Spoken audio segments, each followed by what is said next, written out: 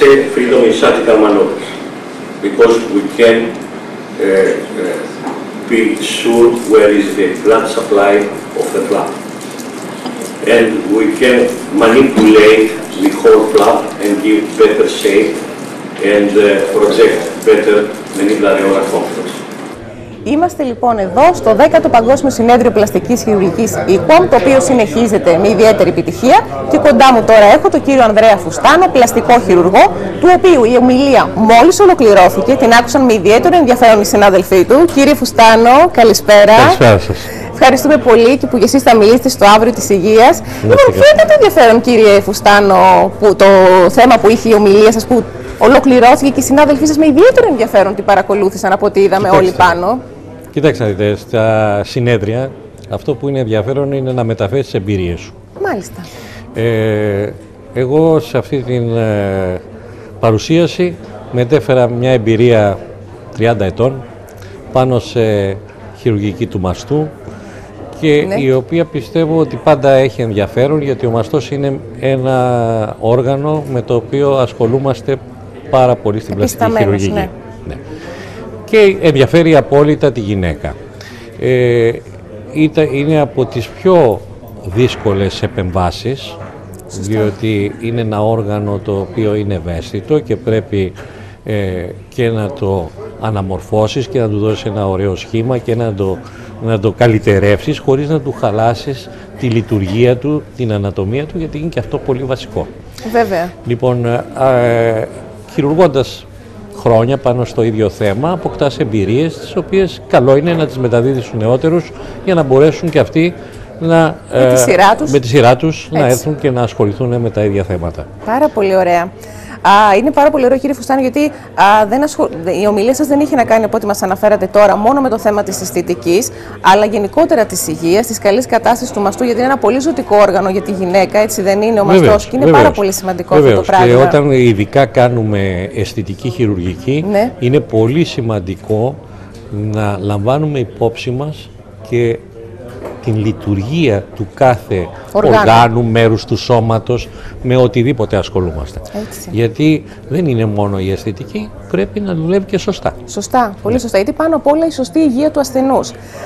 Κύριε Φουστάνο, θέλετε έτσι να μας πείτε λιγάκι, αφού και ο ίδιος αναφέρατε έτσι την πορεία σας που είναι πάνω από 30 χρόνια στο χώρο της χειρουργικής γενικότερα, ποιες είναι, κατά την άποψή σας, οι νεότερες εξελίξεις που πρέπει έτσι να αναφέρουμε στους τηλεθεατές? Κοιτάξτε, οι τηλεθεατές όλο κρέμονται για να ακούσουν κάτι νεότερο. Δεν υπάρχει πάντα. Σωστό. Δεν μπορεί ένας γιατρός πάντα κάθε φορά που μιλάει κάπου σε κάποιο μέσο να έχει να αναφέρει κάτι τρομερό, κάτι καινούριο, έτσι. Να πούμε και να ξεδιαλύνουμε, γιατί αυτό έχει πολύ μεγάλη σημασία. Γιατί πολλές φορές παίρνουν μια πληροφόρηση η οποία και τους μπερδεύει και τους δημιουργεί λανθασμένες εντυπώσεις ότι κάτι καινούριο βρέθηκε και πω ανακαλύψαμε την Αμερική και πάμε εδώ. Σωστά. Δεν γίνονται τόσο μεγάλες εξελίξεις γρήγορα στην χειρουργική ειδικά. Μπορώ να σας πω ότι όπως χειρουργούσαμε πριν 30 χρόνια, χειρουργούμε και σήμερα. Πολύ ειλικρινές αυτό που λέτε. Βεβαίως. Και αυτό που έχει πάρα πολύ εξελιχθεί είναι η τεχνολογία. Δεν είναι αυτού καθεαυτού η τεχνική.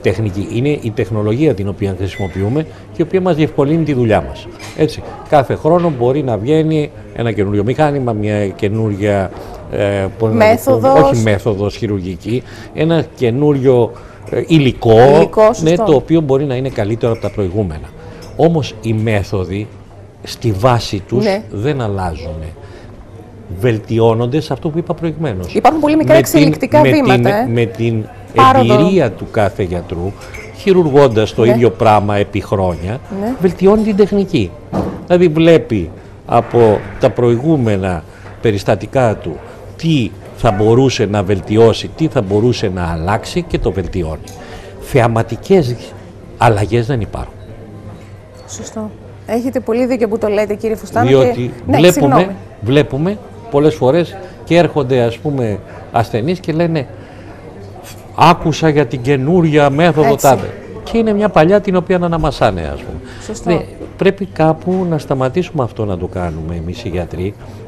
που γίνεται κατά κόρον πολλές φορές για λόγους εμπορικότητος. Για διαφήμιση, για προβολή, έτσι. Και να μην μπερδεύουμε τους ασθενείς, γιατί οι ασθενείς δεν είναι γνώστες. Σωστό. Ο ασθενής διαβάζει σε ένα περιοδικό κάπου και τρέχει στον γιατρό να το ρωτήσει αυτό το πράγμα. Προημερών μου λέει μια ασθενής, λέει «Αχ, χειρουργήθηκα», λέει αυτό. Και τα ράματα θα φαίνονται. Βεβαίως θα φαίνονται. Πώς δεν θα φαίνονται τα ράματα? Είναι δυνατόν να ράψεις το δέρμα και να μην φαίνονται τα ράματα? Μα λέει κάπου διάβασε ένα περιοδικό ότι όταν δεν φαίνονται τα ράματα. Ναι. Μα είναι δυνατόν να μην φαίνονται τα ράματα? Αυτό είναι μια παραπληροφόρηση που και κακό κάνει στο γιατρό και κατ' επέκταση και στον άρρωστο και στην ασθενή. Ασθενή να την πούμε, γιατί έτσι τις ονοματίζουμε όλους. Διότι περιμένει άλλα, βλέπει άλλα στην πραγματικότητα μπροστά του και πολλές φορές δυσαρεστείται για πράγματα τα οποία είναι λίγο φαϊνότερο ότι έπρεπε να είναι έτσι. Έτσι ακριβώς. Έτσι ακριβώς. Πάρα πολύ συγκεκριμένο και πολύ χαρακτηριστικό αυτό το περιστατικό το οποίο μας λέτε, γιατί η συγκεκριμένη ασθενής είχε διαβάσει, είχε ακούσει και λέει: «Μα είναι δυνατόν τώρα ο κύριος Φουστάνος να μου λέει ότι θα φαίνονται τα ράματα?» Μα είναι λογικό μετά από ένα χειρουργείο, έτσι δεν είναι, να φαίνονται τα ράματα? Έτσι. Ή ξέρω εγώ, μπορεί να λένε σαν ασθενή, ας πούμε, ξέρεις, θα χειρουργηθείς και την άλλη μέρα θα βγεις. Ναι, δεν έχει καθόλου νοσηλεία, ας πούμε. Σε δεξίωση. Είναι αστείο αυτό το πράγμα. Είναι αστείο. Ωραία, κύριε Φουστάνο, σας ευχαριστώ πάρα πολύ που μιλήσατε στο Αύριο της Υγείας. Θα τα ξαναπούμε σύντομα στην εκπομπή. Ευχαριστώ πάρα πολύ και κυρίως γιατί είχαμε μια πολύ ειλικρινή συζήτηση και είπατε πράγματα που έτσι οι περισσότεροι γιατροί δεν τολμούν να πούν, ότι πράγματι η ιατρική και η χειρουργική δεν κάνουν βήματα από τη μια μέρα στην άλλη και άλματα, έτσι δεν είναι? Δεν μπορούμε να χρησιμοποιούμε μεθόδους αν πρώτα δεν δοκιμαστούν για αρκετό χρονικό διάστημα. Σωστό. Πρέπει να δοκιμάσεις για αρκετό χρονικό διάστημα κάτι. Δεν είναι πειραματόζω ο άνθρωπος κάθε μέρα να πει να το εφαρμόζεις κάτι καινούριο χωρίς να έχεις εμπειρία.